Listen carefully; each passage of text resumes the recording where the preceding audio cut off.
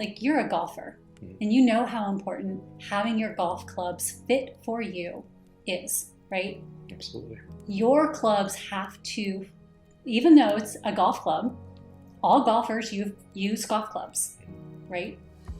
But if you went and you pulled a golf club out of my bag, it would change your golf game completely. Yeah. Because my clubs are fit for me, your clubs are fit for you. Mm-hmm. That is the same as our ego. What is balanced and fit for me is going to be way different than what is balanced and fit for you, even though it's the same exact tool. Why is that?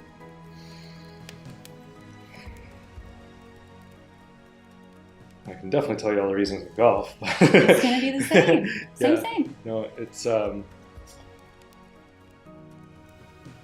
it makes sense because, well, we're different. We want to have different experiences. How I approach golf is different than how you approach golf, for example. And how I approach life is different than how you approach life. Either it's better or worse, just simply different.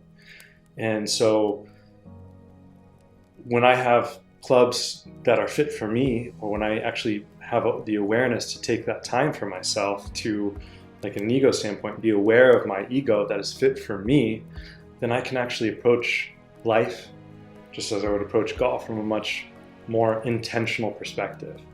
And it allows me to actually do what I want and experience what I want at a higher level.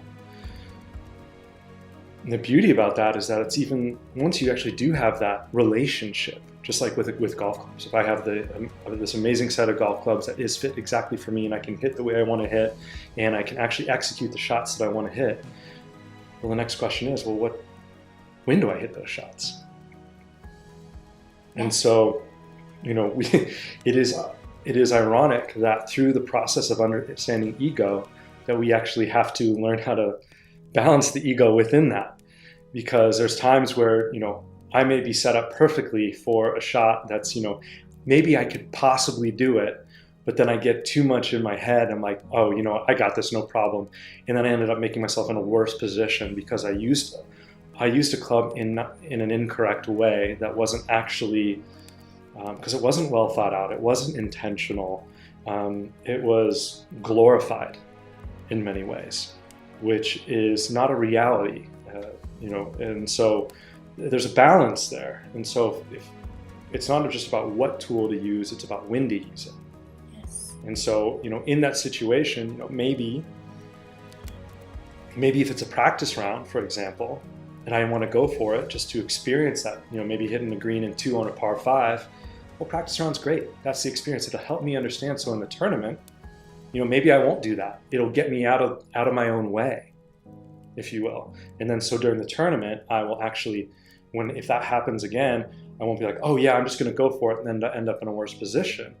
But I needed to have that experience so that it could set me up for the success that I need to see, which is, okay, I'm actually going to lay up and then approach it, and then now I won't blow up and get in my own way and all this kind of stuff.